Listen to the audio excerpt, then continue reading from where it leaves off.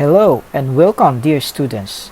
Today we are going to explore and cultivate your minds with useful informations to improve your mathematical skills. This video lesson is intended for grade 10 mathematics. And before we start, let us remember some helpful tips as we go on with our lesson. You can always pause and play this video whenever is necessary. You can even play back the portion of the video you want to revisit to attain mastery. That's it. I think we are all ready, and let's begin.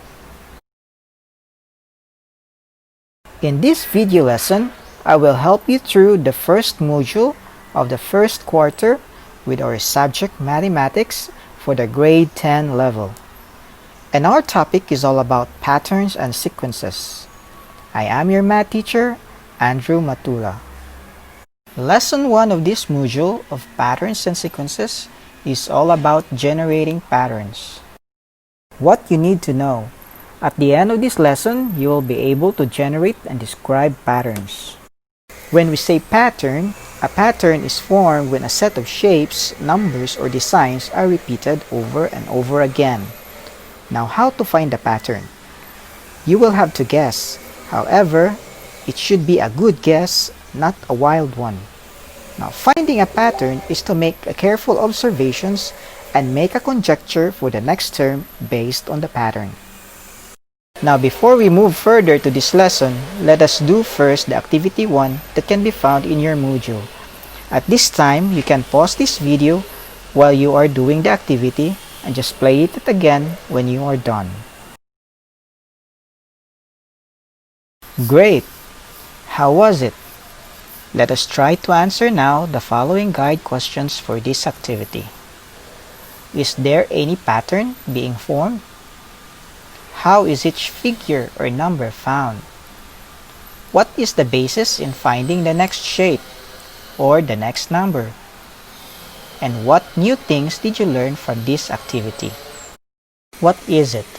Activity number 1 resembles a sequence. A sequence is a chain of numbers or other objects that usually follows a particular pattern. It's a function whose domain is the finite set, wherein the elements are fixed, or infinite set, wherein the elements are continuous or has no end. Let us go through each number in the activity. In number 1, what do you think is the next 3 shapes in the pattern? That's correct. It should be circle, rectangle, and circle. Since there are only 2 shapes involved, which is the rectangle and the circle, and then the third element is already a rectangle, so we have to think that the fourth element will be a circle, followed again by a rectangle, and the last one will be a circle.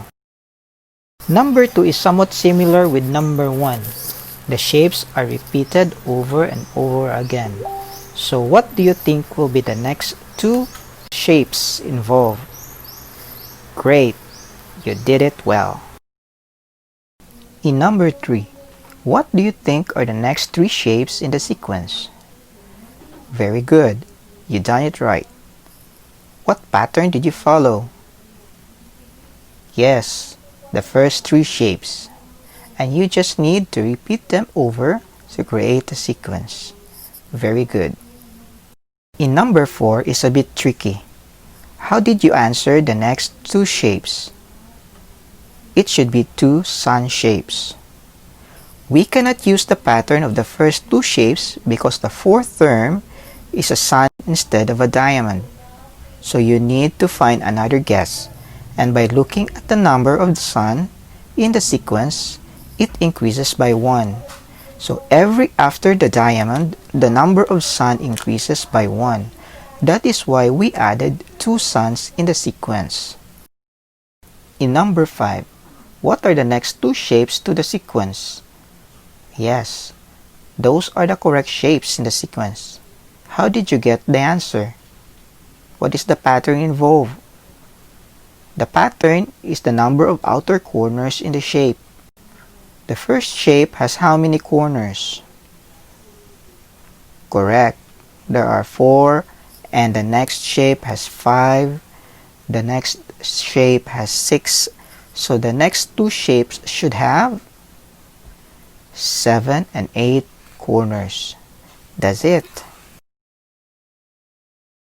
Let's now proceed with the number sequence. In number 6, how did you find the answer? What is the pattern? Yes, we just need to multiply the term by 10.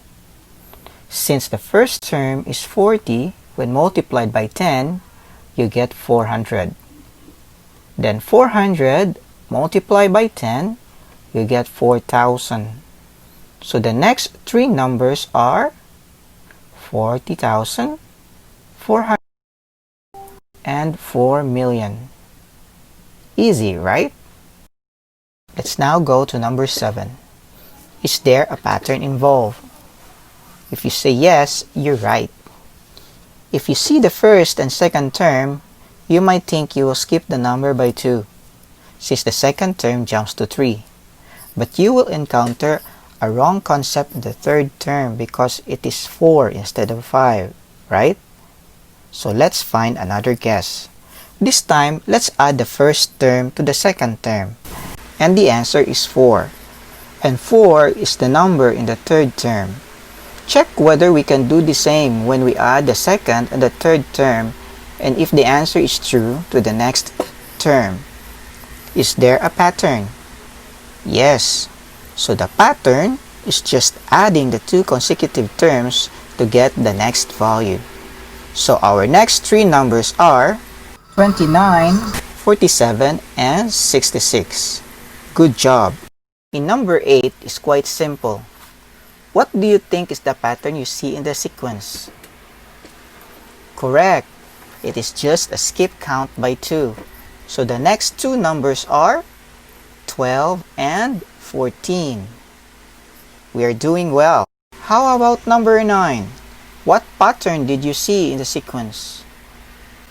Yes, you need to add negative 17 to obtain the next number. Thus, the next two numbers are negative 45 and negative 62. For number 10, the second, third, and fourth numbers are obtained by multiplying the value of n. The n here refers to the position of the numbers in sequence. So first number is multiplied by 2. That's why the answer is 100. Then we multiply 100 by 3, which is equal to 300. Then we multiply by 4 equals to 1,200. So the next two numbers are 6,000 and 36,000. Hope everything is clear about sequences. At this time, I need you to answer activity number 2 found in your module to check your understanding in this lesson. You can pause the video and play it again when done. What you need to remember. Remember that the pattern is formed when a set of shapes, numbers, or designs are repeated over and over again. To complete a continuing pattern, just identify the pattern rule. That's it. Congratulations! You are now done with lesson 1. See you again for our next lesson. Bye! Don't forget to like this video and subscribe to my channel for more video lessons in mathematics.